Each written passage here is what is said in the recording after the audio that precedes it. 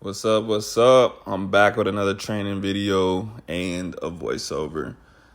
Today I really wasn't doing much. I just did some clean and press. I did some deficit RDLs and then I did some body weight stuff like some pull-ups and handstand push-ups. But let's get into the real topic of conversation. I'm going to talk about sports that I think did a lot for me. I'll tell you every sport I played and why I think it was good at the time.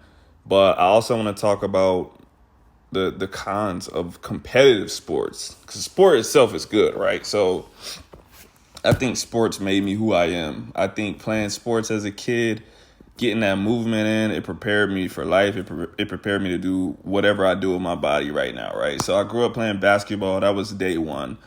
Basketball has always been a part of my life, and I think if you want to put a kid in a sport that'll help them transition with anything, basketball or gymnastics is the way to go. The hand-eye coordination and like learning to control your own body.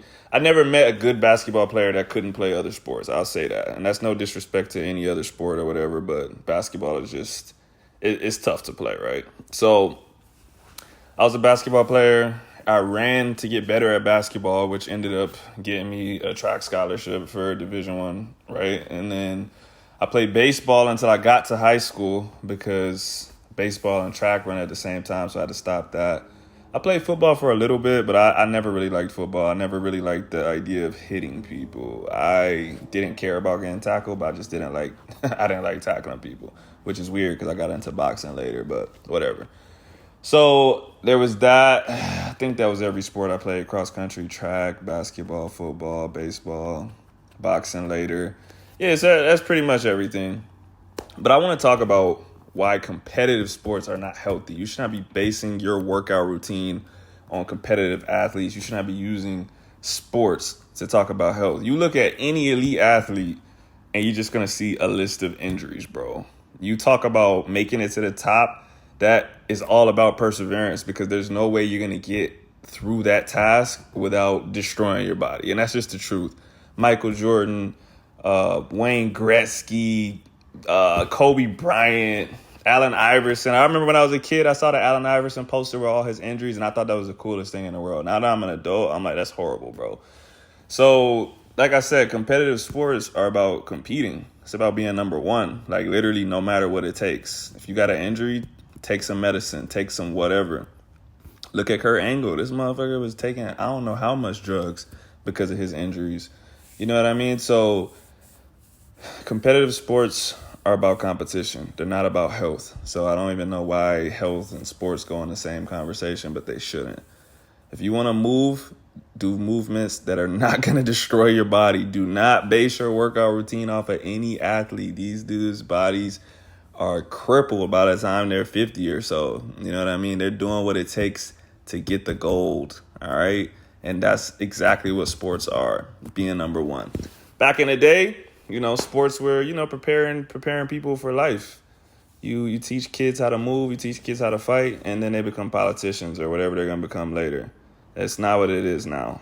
So yeah, that's pretty much it, man. I got a little story here at the end that's going to be about how I cramped up the other day. So stick around for that. Thanks for watching, y'all. I just got done working out, and Electrolyte sent me some drinks, and I love this brand. I actually use this. So I'm going to tell y'all an embarrassing story about the time that I didn't have this, and this was like last week. It wasn't a long time ago. If you're observant, you would have seen in my videos last week, I had an ankle brace on. Let me tell you this story about how I almost broke everything in my lower body, bro. So I had done a boxing workout, and it was a long boxing workout, like 15 rounds. I'm drenched in sweat. I got nothing left in my body, bro.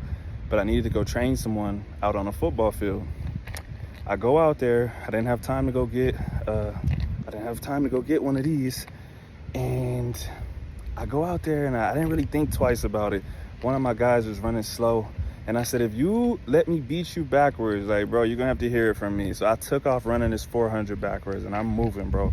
I'm moving. I'm cooking this dude, and all of a sudden, like, my hamstring seize up, and I mean bad, like to the point that, like, if you know me, I was a sprinter in college, and I tore my hamstring, and I got scared, bro. And so they seized up, and I stepped off to the side to like take the tension off of it. Rolled my ankle so bad, bro. Like it was bad. I stood up and I started walking, finished it, but like it immediately started swelling up. And yeah, I've been wearing an ankle brace and trying to get my ankle back to normal ever since then. So don't be like me. Get you some electrolytes. Make sure you stay hydrated. Don't be an idiot. That's my story for today. You'll probably never hear a story like that again. I don't like telling embarrassing stories, but they sent me this for free. And, you know, I had to show some love, and I had to come up with a reason to post it. So